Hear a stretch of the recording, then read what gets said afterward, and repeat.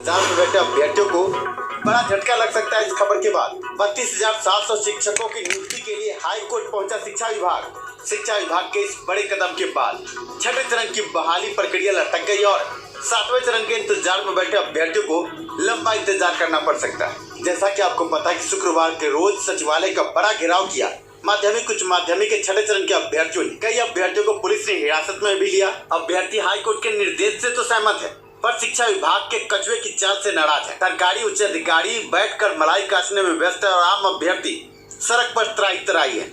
ऐसे में पहले वीडियो फुटेज को देखें।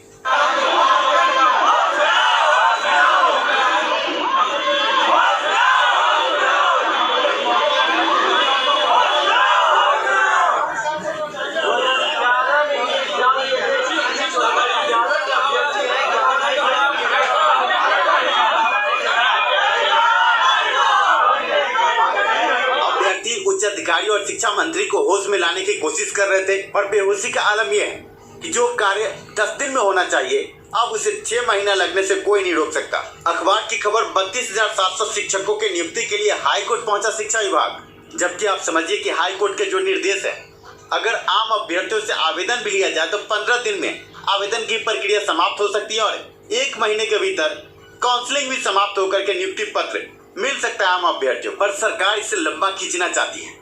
आप देखें CWSE 1987/2020 का जजमेंट आपके स्क्रीन पर है। 8 फरवरी 2022 को यह बड़ा जजमेंट आया। आज है 5 मार्च 2022। आप समझे कि सरकार 1 महीने से सोई हुई है और अब उठने के बाद फिर से हाई कोर्ट में अपील। आप ये समझिए कि हाई कोर्ट से फिर से कड़े निर्देश यही आएंगे कि अभ्यर्थियों से आवेदन लिया जाए, जो नियम है जो कानून है उस हिसाब से कार्य किया जाए। पर सरकार शिक्षा विभाग कार्य नहीं कर रही है, कार्यों को उलझा रही है। पहले अखबार की खबर को देखें, फिर आपको विश्लेषित करते हैं कि कैसे सरकारी बहाली प्रक्रिया फंसा रही है। आप ये देखिए, साफ लफ्जों में लिखा है माध्यमिक और उच्च माध्यमिक के स्कूलों में 32,700 से अधिक शिक्षकों की नियुक्ति के लिए शिक्षा विभाग हाई कोर्ट पहुंच गया है। हाल ही में हाई कोर्ट के एक निर्णय के खिलाफ उसने विशेष याचिका दाखिल करने की औपचारिकता शुरू कर दी है।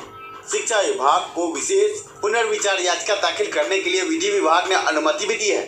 शिक्षा विभाग का कहना है कि उच्च न्यायालय की मंशा के मुताबिक वर्ष 2017-19 में बीएड करने वाले अभ्यर्थियों को नियोजन प्रक्रिया में स्थान देने में व्यवहारिक कठिनाई खड़ी हो सकती है।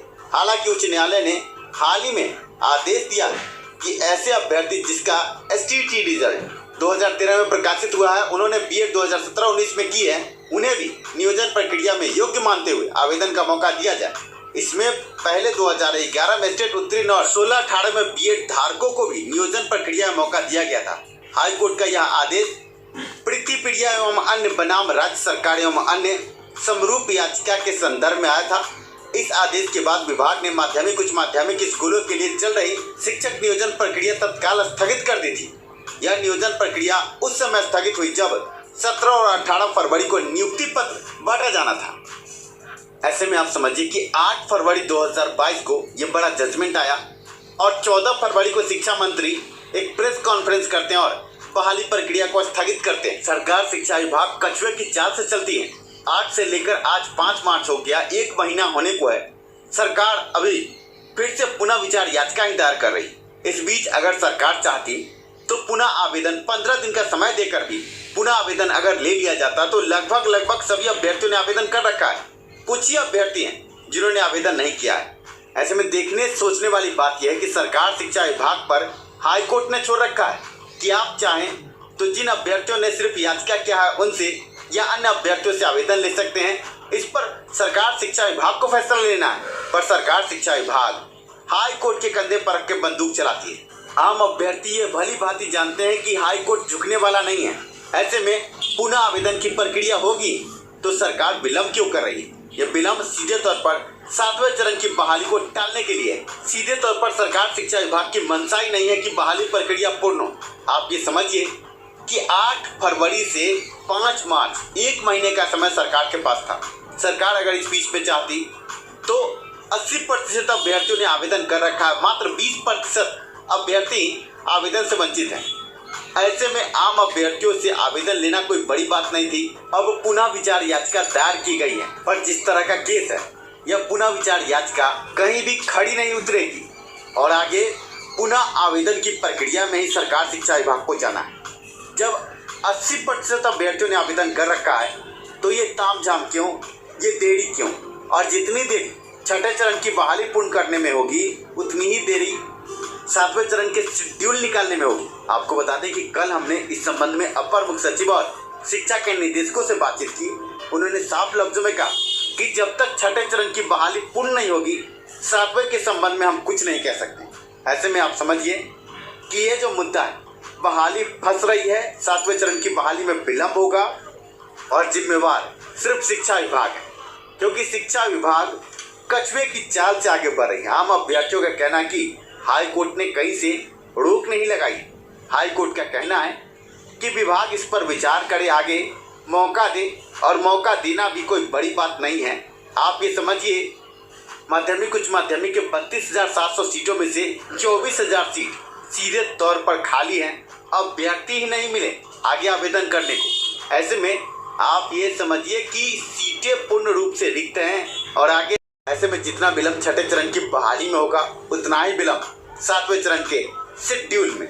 ऐसे में अब देखना यह है कि पुनः विचार याचिका का होता क्या है। इस बीच सरकार शिक्षा विभाग ने एक नया फलसफा छोड़ा। आपके स्क्रीन पर आप देख सकते हैं, प्रधान अध्यापकों के कुल 6,421 पदों के लिए 5/3/2022 से 28/3/2022 के बीच आवेदन लिए जाएंगे। ये बड़ी खबर आई और विज्ञप्ति भी जारी हुई। आप ये समझिए कि प्रधान अध्यापक के पद के लिए सीटेट, बीटेट, एसटेट जो अनियोजित अभ्यर्थी हैं उनकी बड़ी मांग है कि उनको भी इस बहाली प्रक्रिया में मौका दिया जाना चाहिए। आप ये समझिए कि 2012 के बाद बीएड की अनिवार्यता आई। ऐसे में 10 साल और 12 साल का एक्सपीरियंस आम अभ्यर्थी कहाँ से लाएं? बीपीएससी द्वारा यह परीक्षा आयोजित की जाएगी और आवेदन की प्रक्रिया शुरू हो गई है 6,421 पदों के लिए। ऐसे में आम अभ्यर्थी जो बीटेट, सीटेट और एसटेट उत्तीर्ण हैं उनका कहना है कि उनको भी आवेदन का समान मौका मिलना चाहिए। शिक्षा सुधार भी इस संबंध में बड़ी मुहिम चला रहा है और आगे देखिए 1 से 2 दिन में कुछ अगर सचिवालय से निकल कर आएगा तो हम आपको विश्लेषित करेंगे। इस बीच आपको बता दें कि एसटेट मार्कशीट में पेपर 1 का QR स्कैन करने पर पेपर 2 का जो रिजल्ट दिखाया जा रहा था, इस संबंध में कल हमने अपर मुख्य सचिव और शिक्षा के निदेशक से बातचीत की।